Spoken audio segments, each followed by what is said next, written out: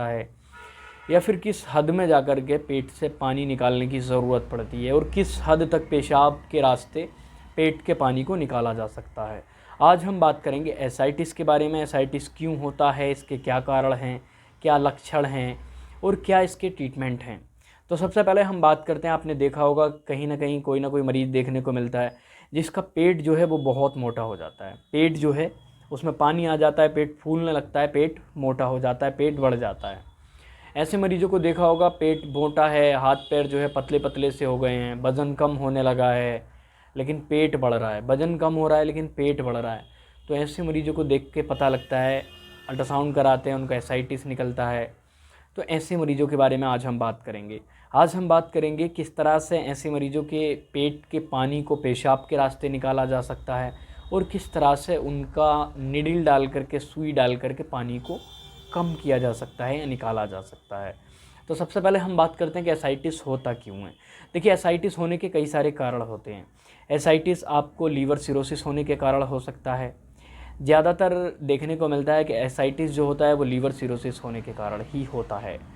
आपको देखने को मिलेगा कि हेपेटाइटिस सी अगर है पेशेंट को तो उसमें एसाइटिस होने के चांसेस रहते हैं। हेपेटाइटिस बी वाले पेशेंट को जो भी एसाइटिस होने के चांसेस रहते हैं। फैटी लीवर वाले हैं, अल्कोहल लेने वाले पेशेंट हैं।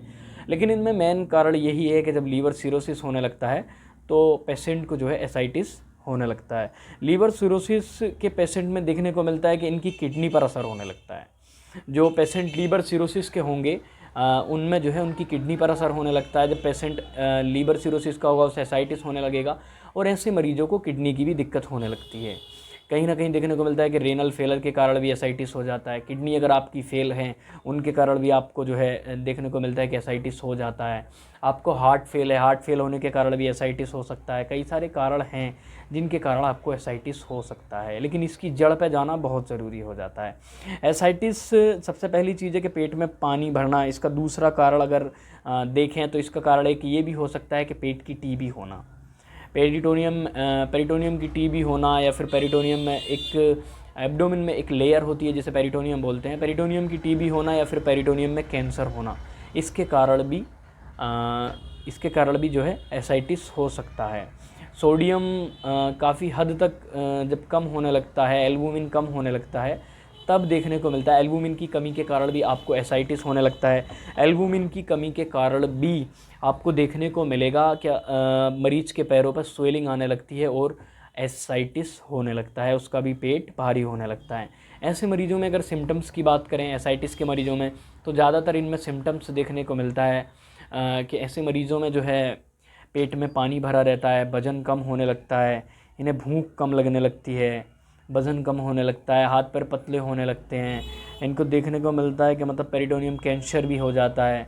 तो कई सारे ऐसे कारण हैं। पैरों पर सूजन आने लगती है, पेट में भारीपन रखता है, पेशाब की मात्रा जो है वो कम पास होने लगती है, मोशन में भी इनको प्रॉब्लम्स होने लगती हैं, इनको ब्लड यूरिया क्रिएटिनिन बढ़ने के चांसेस रहते हैं, किडनी में प्रॉब्लम्स होने के कारण चांसेस इसमें ज़्यादातर रहते हैं।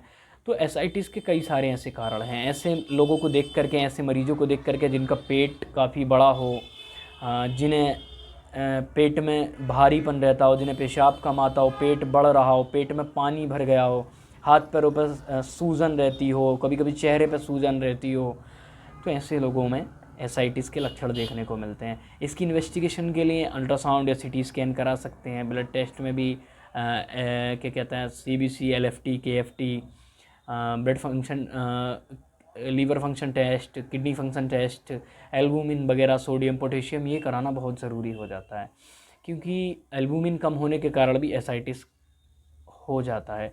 एसाइटिस होने के मुख्य कारण कई सारे होते हैं। देखिए, हार्ट फेल होने के कारण भी एसाइटिस हो सकता है, लीवर सिरोसिस होने के कारण भी आपको एसाइटिस हो सकता है, ये तो इसका मेन कारण ही है। आपको हेपेटाइटिस बी के कारण, हेपेटाइटिस सी के कारण, फैटी लीवर के कारण, ज़्यादा अल्कोहल लेने के कारण भी आपको एसाइटिस हो सकता है। दूसरी चीज़ आपको देखने को मिलेगी कि नेफ्रोटिक सिंड्रोम के कारण भी आपको एसाइटिस हो सकता है। ब्लड में एल्बुमिन कम होने के कारण भी आपको एसाइटिस हो सकता है। थायराइड के कम होने के कारण भी आपको एसाइटिस हो सकता है। एक चीज़ होती है कि पैनक्रियाटिक एसाइटिस भी आपको हो सकता है। पैनक्रियाटिक एसाइटिस का क्या कारण हो सकता है? देखिए, क्रोनिक पैनक्रियाटाइटिस होने के कारण पैनक्रियाटिक डक्ट से जो फ्लूइड जो बाहर आ जाता है उसके कारण भी पैनक्रियाटिक डक्ट के कारण भी आपको एसाइटिस हो सकता है, जिसको पैनक्रियाटिक एसाइटिस कहते हैं।